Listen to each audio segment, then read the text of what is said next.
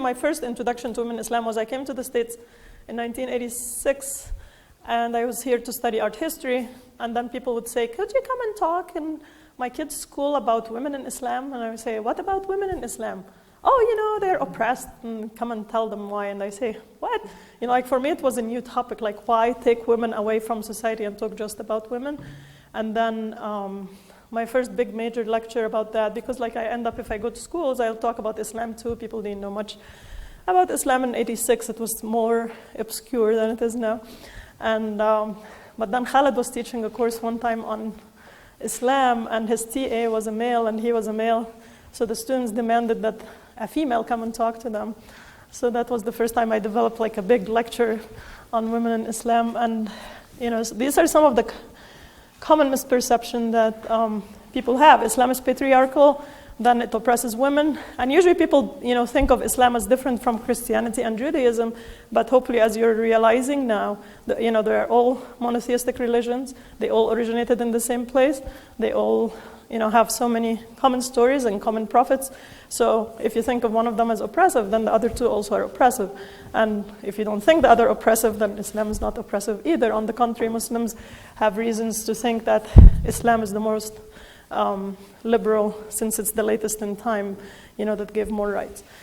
People think women have no rights, that women are property. One time I was doing a radio program, and we were talking about Ramadan, a very neutral topic, and then people kept calling Marty Moscow and yelling at us and saying, I don't understand how such an intelligent sounding woman would agree that she's not oppressed. And it's like, I don't feel oppressed, and then they'll get annoyed, but this is like a very, common thing that women are oppressed, and then they say, you're treated like chattel by your husband and you don't own property. It's like, how do you know that?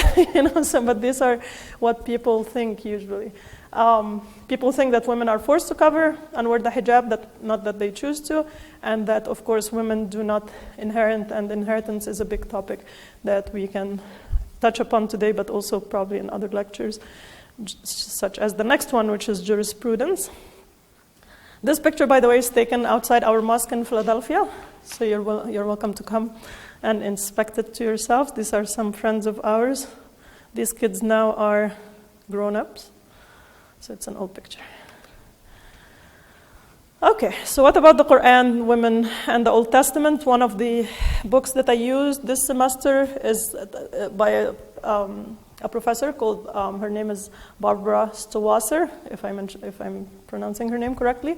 And she wrote a book in 1994, and the theme of it is, the women in the Old Testament and how they're presented in the Quran. And it's a very interesting book to read. It's difficult, it was a bit difficult for my students because each chapter starts with a theoretical, with theory, who wrote about this topic and, the sources and names of, she'll throw names at you like Bukhari and Ibn Hazm and this and that, and students were like, what is she talking about? But once it gets into the stories themselves, it's very interesting.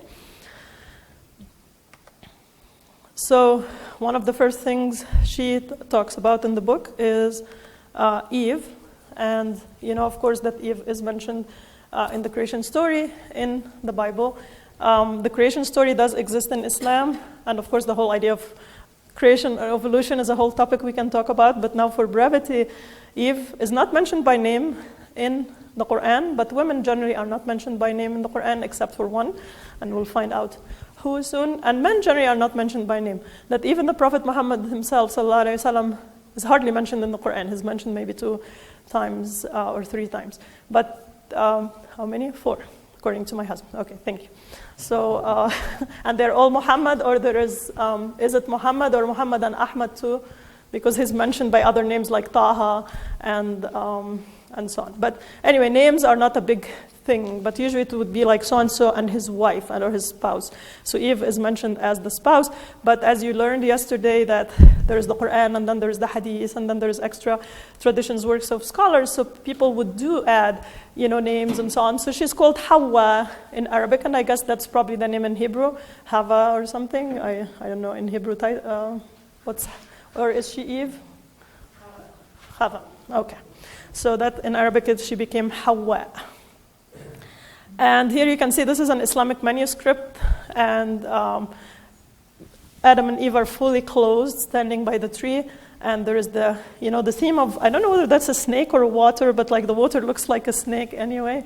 It's a very interesting manuscript, but I don't have page to go into it now. But the point is, there is similarities and differences between the story as is mentioned in the Bible and as is mentioned in the Quran. If you can read through the red on this side. So in the biblical account, God created man in his own image and likeness and to rule over the fish and the birds and the animals. And then there's more details about Adam and Eve. And then God made man of dust of the ground and breathed into him. In the Quran, we have similar stories, but they're dispersed. Like you wouldn't go find one place only and find the whole creation story. The Quran doesn't start with the creation story. Actually, the manuscript I showed a couple of slides ago with the Quran, the first page of the Quran, the first chapter is Al-Fatiha, the opening of the book, and then it goes into Al-Baqarah, the cow, and that has some of the creation story, but the creation story is dispersed within the Quran. And so you don't have it just in one place. In the Bible, it's sort of like in a historical context. It occurs in the first book of the Bible.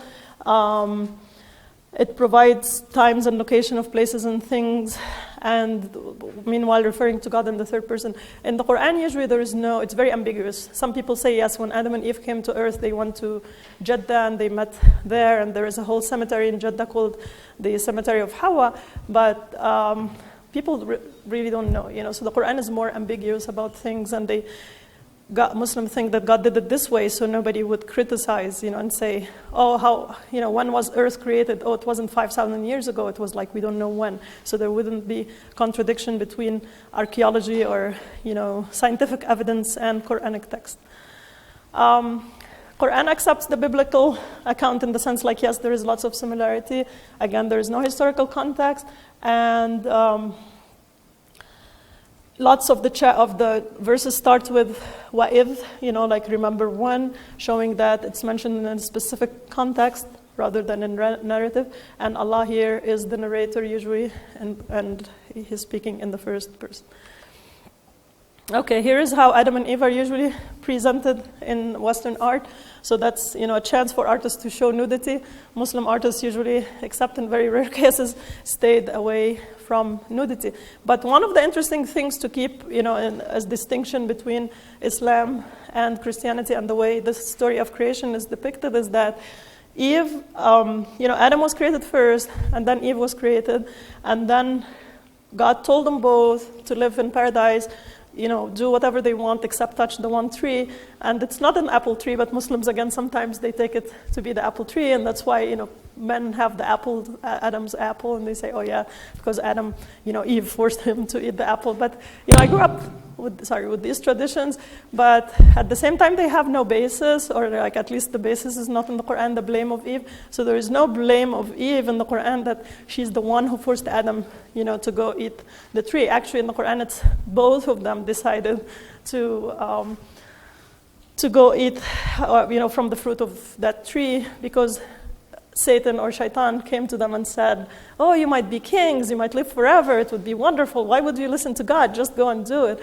And then once they did it, they both realized that they did something wrong. They both realized, they felt shame, and that some people say that it means that they realized suddenly that they were nude, and they had to cover their shame, and that's why you have in the picture sometimes them covered by, the leaf and so on, but that's no imagery in Islam. This is just, in Islam, the imagery is Quranic, like it's in narrative sense. And then they both were expelled from paradise, and then they both repented, and then they both were accepted. They both were sent to earth, and then, and from that, we understand that, it was a plan of God, that like he meant for people to come down to earth, al-hubut, and to live here and have progeny, and then, on the Day of Judgment, which is the next major topic I'll be talking to you about, hopefully.